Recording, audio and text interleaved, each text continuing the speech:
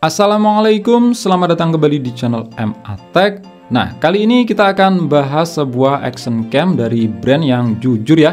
Kali pertama saya mencobanya, yaitu SG Cam. Dan tipe yang kita bahas kali ini adalah C200 Pro.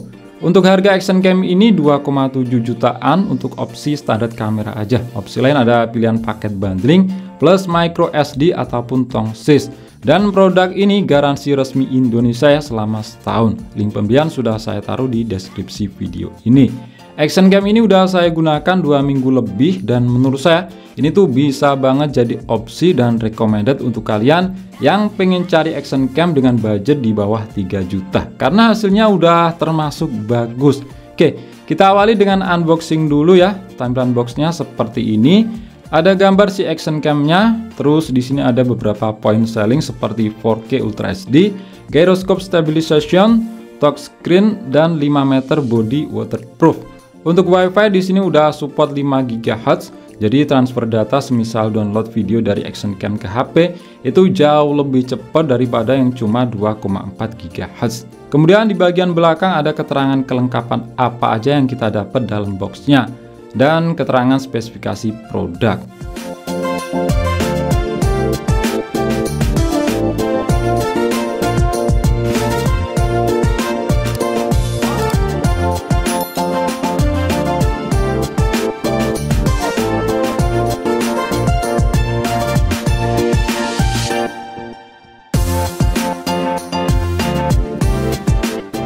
Jadi seperti ini yang kita dapat dalam paket penjualannya. Memang nggak banyak perintilan-perintilan mounting, tapi udah lumayan banget.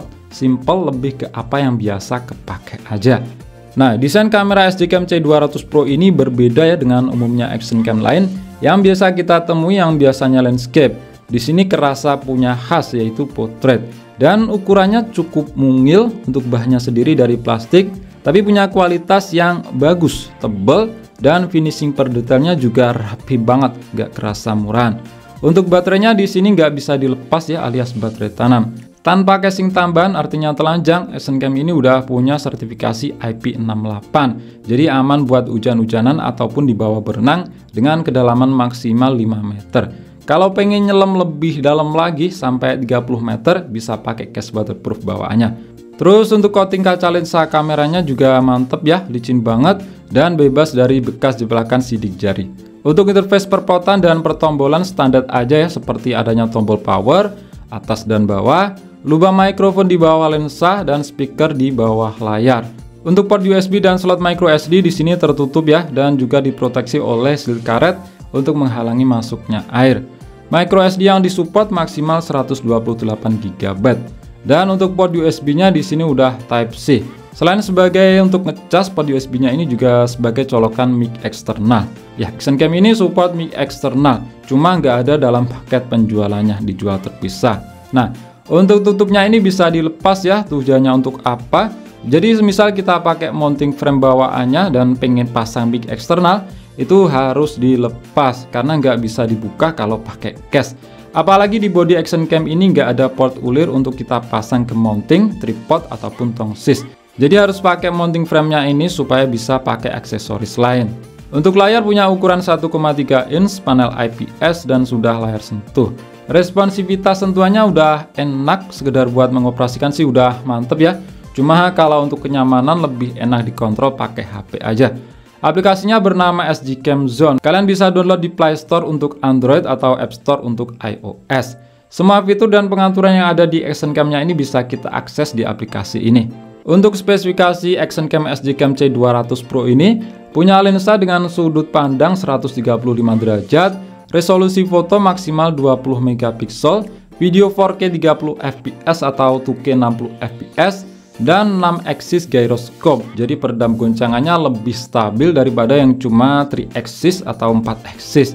Bicara soal UI action cam ini terbilang simple dan mudah dioperasikan ya. Geser dari atas untuk menyalakan WiFi, playback untuk melihat hasil foto dan video, menyambungkan ke remote control. Ya, sebenarnya action cam ini juga support remote control, cuma yaitu seperti halnya mic eksternal dijual terpisah.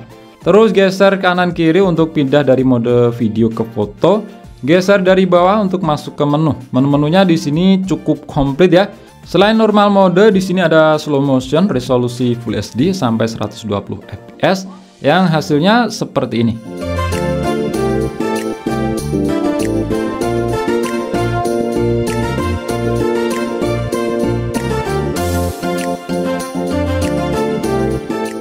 Video timelapse, care mode pengganti dashcam mobil, live broadcast sebagai kamera streaming ya, karena kamera ini juga bisa digunakan sebagai webcam untuk PC atau laptop. Terus ada fishing mode dan lain-lain. Nah, di pengaturan sistem di sini tidak tersedia ya untuk bahasa Indonesia. Untuk frekuensi WiFi ada opsi pilih 2,4 GHz atau 5 GHz. Jadi untuk HP kalian yang barangkali belum support WiFi 5 GHz, wajib atur di 2,4 GHz. Tapi di zaman sekarang jarang banget sih HP yang nggak support WiFi 5 GHz. Untuk pengaturan foto sih standar aja, atur resolusi, ketajaman, white balance, kontras, nyalain HDR, dan lain-lain. Untuk hasilnya udah terbilang bagus ya untuk ukuran action cam harga segini. Dynamic range-nya itu luas banget, detailnya juga dapet banget. Di mode foto ini ada fitur zoom sampai 8 kali, cuma layaknya seperti action cam lain, ini tuh zoom digital. Di sini ada fitur koreksi distorsi ya jika kalian nggak ingin efek fotonya itu terlalu melengkung, utamanya di bagian tepian, tapi dengan hasil yang sedikit crop. Dan fitur koreksi distorsi ini juga bisa dipakai di video. Terus untuk pengaturan video selain atur resolusi sampai 4K 30 fps, opsi lain sih standar aja seperti atur ISO, saturasi, kontras, dan lain-lain. Mungkin yang perlu di highlight sih adanya fitur WDR. Ini hampir sama sih dengan HDR video di HP. Terus untuk stabilisasi gironya ini bisa dipakai di semua resolusi ya, nggak cuma Full HD aja. Nah, hasil video yang kalian lihat saat ini saya rekam di resolusi Full HD 30 fps. Dan ini saya taruh di helm ala-ala motovlog. Untuk karakter warnanya jujur saya suka ya, di sini tuh natural, nggak dikunjrengin dari aslinya. Jadi punya kapabilitas lebih jika ingin edit-edit lagi. Kalau ngomongin soal detail di resolusi Full HD 30 fps ini udah dapet banget ya. Untuk stabilisasi giro yang 6 axis asli ini stabil banget, halus banget ngeredam getaran.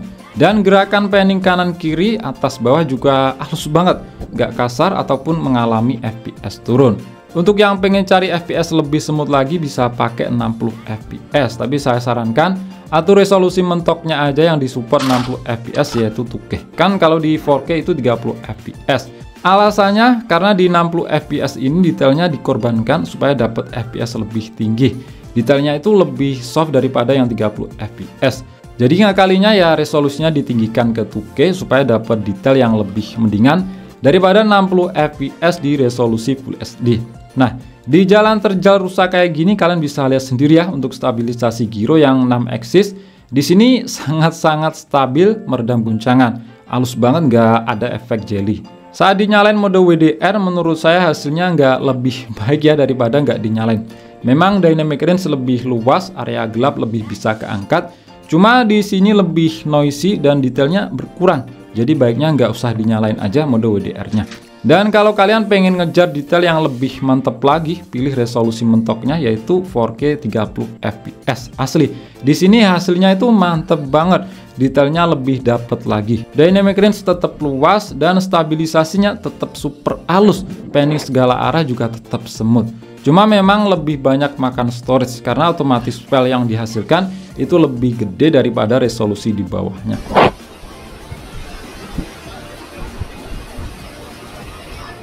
Kalau untuk merekam di kondisi low light memang stabilisasinya mengalami penurunan performa ya, ada efek glitter. Untuk warna masih tajam natural, nggak yang pucat atau gimana. Noise cukup minim, terus untuk detail sih masih lumayan ya untuk ukuran action cam harga segini. Dan itu wajar untuk sebuah action cam yang memang penggunanya bukan ke low light, lebih diutamakan ke daylight. Intinya sih hasil low light SG Cam C200 Pro ini paling lumayan di kelas harganya dibanding action cam lain yang biasanya noise-nya itu lebih parah.